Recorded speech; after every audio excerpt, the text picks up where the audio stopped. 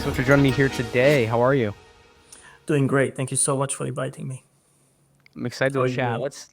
Let's dive right in. Let's kick things off. I usually like to start out with just a quick overview of the company, but then also kind of work your background like into that and your role at Amdocs. Yeah, Amdocs has been in business for 40 plus years. It's actually a well-established organization, 30,000 employees, revenue of 4.6 billion annually. We've been working closely with our telecommunication service providers since the very beginning, to be honest. And financial services has been a domain for us for about 20 years, since 2004. The company is a well-established organization in the sense that we have our own IP, so we have our solutions, capabilities, software that we develop within our Amdocs technology unit, but we also act as a service integrator and implementer to our large-scale organizations that we work with, helping them achieve their targets and ambitions in the ever-changing world, technology world around us. Now, a little bit about myself. I've been with the company for 20 years, after which I started my career in the telecommunication business, servicing the likes of Vodafone, working closely with customers like Vodafone, AT&T. And about 12 years ago, I decided to try something new. I came to know that I said Amdocs has a division focusing on financial services. I was moved into the division and took different roles while growing my career in the division in the last 12 years. Started as a site manager, and nowadays my role is the global head of Fintech solutions. So I get to work with all customers globally, all financial services customers globally, helping them achieve their targets, helping them analyze the future and how do they prepare themselves for the future. I love it. Fun job to do. And this works out so well with some of the questions that I have here today. Really focusing our conversation on the future of banking solutions, particularly. Would love to kind of dive in with question one. What are some of the major trends that you see shaping the future of banking solutions? I think the most, I would say, exciting one, because there are many challenges. There's regulatory challenges, there are industry challenges, there are cybersecurity related challenges. But I think the more exciting one is the fact that we finally have the means to convert the way that we work with retail customers into what we call private banking type of an experience. Why am I saying that? Because it's been on the table for quite a while, trying to bring this private banking type of an experience, what we call segmentation of one. The banks are extremely good in performing, understanding the customer needs and shaping the business, the capabilities of the bank to fit to what the customer wants. This was the experience. This is a typical experience in a private banking domain, but it's not the experience in the retail segment. You get to see that often enough customers would be segmented based on different predefined criteria, like students, like pensioners. And you end up actually getting services from the bank that are linked to the category to the segment that you were associated with, which is completely different than the way that banks are operating in the private banking sector. And I think that with generative AI and the fact that everything is cloud native and things are microservices designed and built in principle, it finally brings us to the point that we can close this gap. We can bring this private banking type of an experience to the retail banking world. And I'm really excited about it. I think that, we speak about generative AI in a general topic, all the transformations and revolutions that it can actually oppose and create and the risks and opportunities that it generates. But I honestly believe that it's a huge step forward when it comes to really reaching this target of becoming a trusted advisor type of a bank in the retail segment. Let's stay on that topic of AI for a second. What role do you see AI and automation playing in creating really more flexible banking solutions? I think it's the possibility to create this segmentation of one type of an approach. And I insist to call it that, right? Because everybody knows how to segment. Every business, even the small, medium businesses, if you go, they know how to distinguish and how to segment the customers that they work with. So the concept of segmentation is quite widely spread, quite widely used. But the possibility to segment by an individual, understanding your wishes and needs, your current financial situation, what will happen in the next quarter, what will happen in a year from now from a financial perspective, your expected growth and so forth. None of it is actually reflected in the way that the bank works with you. The way that banks interact with customers today is it's not proactive. It's like they sit and wait for you to come over and ask for a mortgage. They sit and wait for you to come over and ask for a deposit, open a deposit account. I tend to say that banks don't really have products. They have enablement capabilities to help you achieve a product, because You don't take a mortgage because you want a mortgage. You take a mortgage because you want to buy a house. So the product is actually the experience of buying a house. The mortgage is the means to get to that, right? The mortgage is the means to get to that. The same with deposit account. You open a deposit account because you have a target to achieve. You want to save money for your kids' education, or you want to buy a new car when you go on vacation. That's the product. That's the experience you're looking for. The typical products, banks products, are actually the enablement that helps you achieve your target, your product. In that specific context, banks had challenges, especially in the retail segment, understanding this reality and actually reflecting that in the way that I service you. So when I speak to you about a mortgage, I don't necessarily understand your context. I don't understand what kind of a house you're trying to buy. Why are you trying to buy that kind of a house? Maybe there are different possibilities. So this acting as a trusted advisor type of an organization and working together with you and understanding your experience, not just the mortgage. How do I sell your mortgage in the best way possible? Is how do I help you achieve the experience you're looking for? This was something that was on the table for many, many, many years. It's not something that is new, but the change, and this is where AI can assist, because it's how to do it with manpower, right? It's how to put people that will analyze data day in, day out.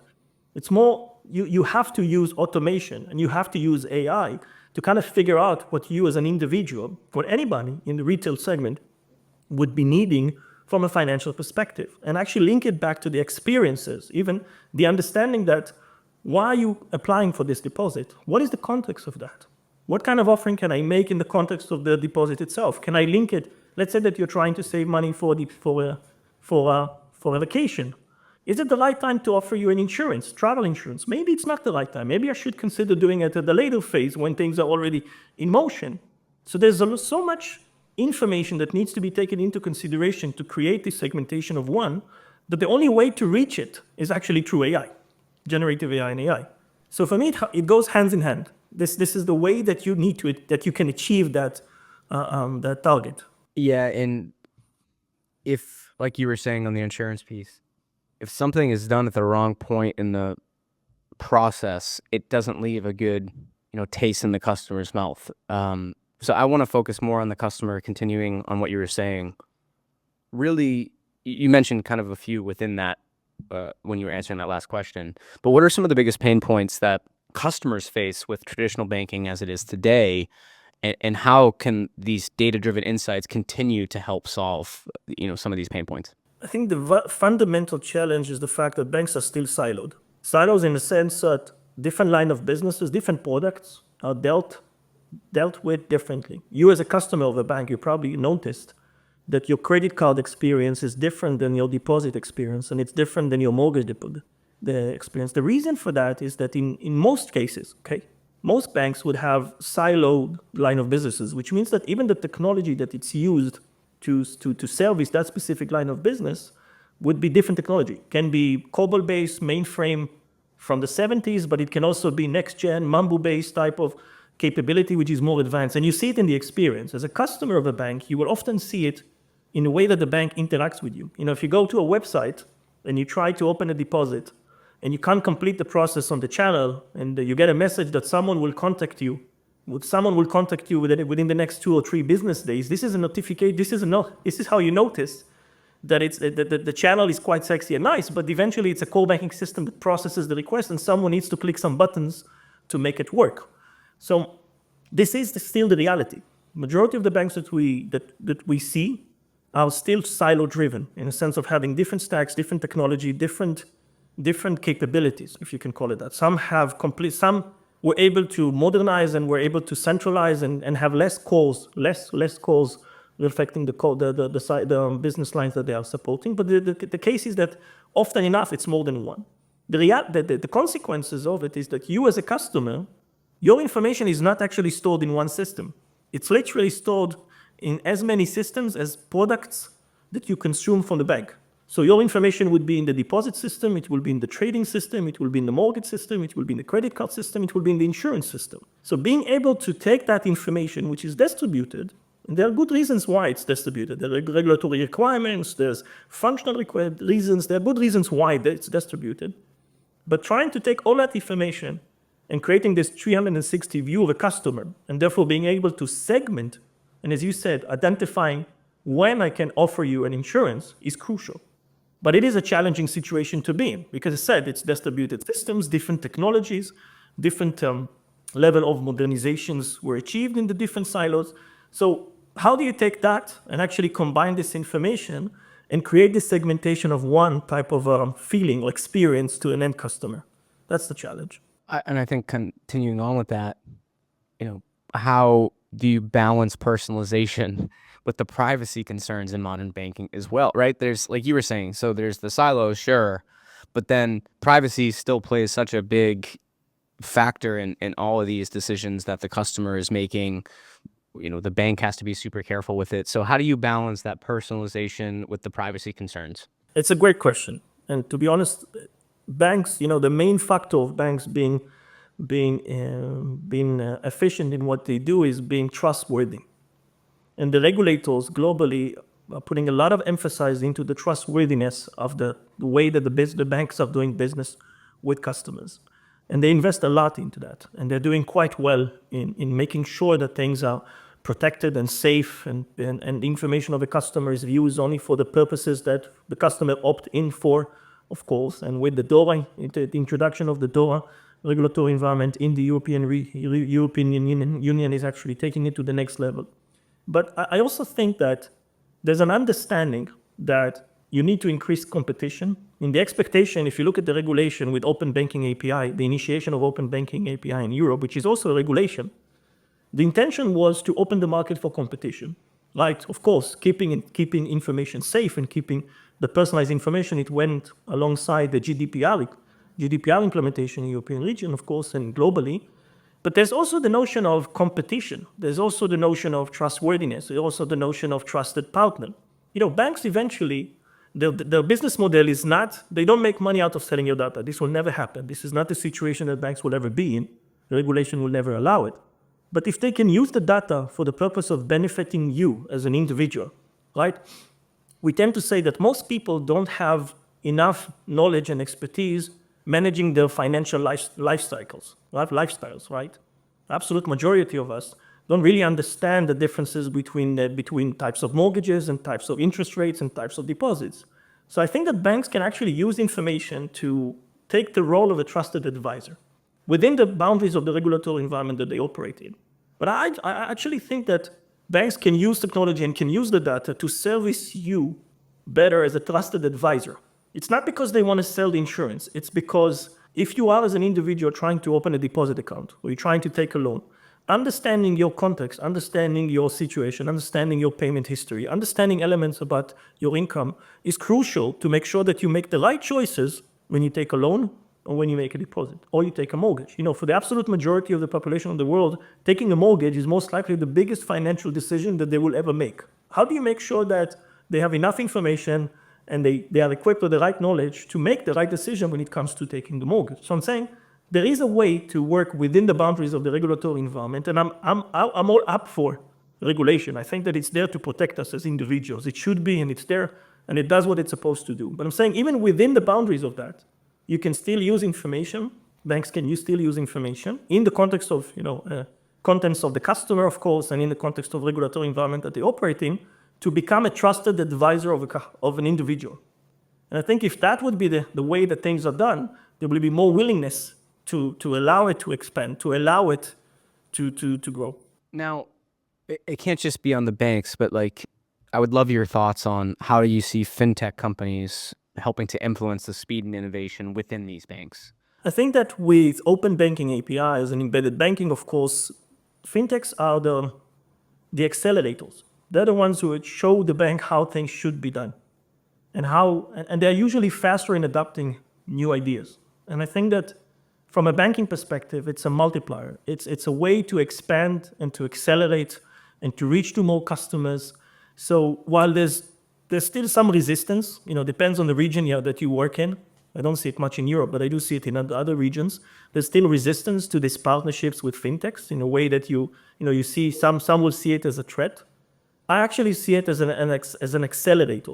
I think that in some areas, fintechs can help banks improve significantly the way that they service customers. It can be done through embedded banking. It can be done through open banking API type of implementations and so forth. I'm a strong believer that this is This represents the way things should be. And if I'm taking it back to where we started from, I said, banks eventually they give you they're the enablers.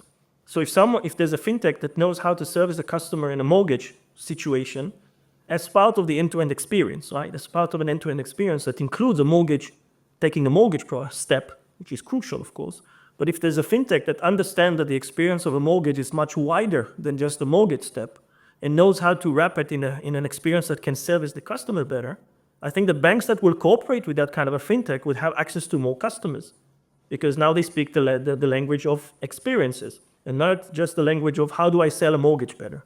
So a long answer to a short question, but I'm actually a big supporter of this expansion through fintech type of an approach. Last question, real quick.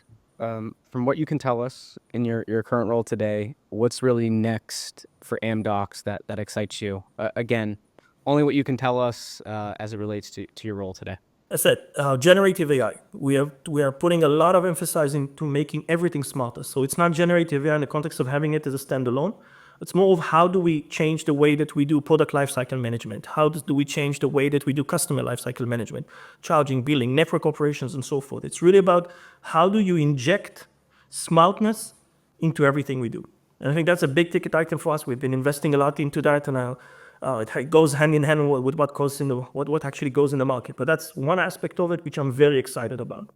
It's also about the concept of studios, about Amdocs changing the way that we interact with customers. The reason why it's so important, because the studio represents the understanding that it's no longer just a specific implementation of a specific solution that can solve a problem for a customer. It's a much wider picture that you need to address. So even though you fix part of the picture, understanding the wider aspect of the picture is crucial. So we invest a lot into these studio approaches, and the principle behind that is to understand the overall requirements, the overall picture of the customers that we work with. And I'm very excited about that, and I think that this will put us in a place that will help us service our partners and vendors, partners and customers in a much more efficient way. I love it. I want to thank you again so much for joining me here today, sharing some knowledge with us on banking and some things fintech, and how, what the relation is, what problems banks are facing today. Thank you so much, and look forward to future conversations. It was an absolute pleasure. Thank you so much. Looking forward to talk to you again, sir.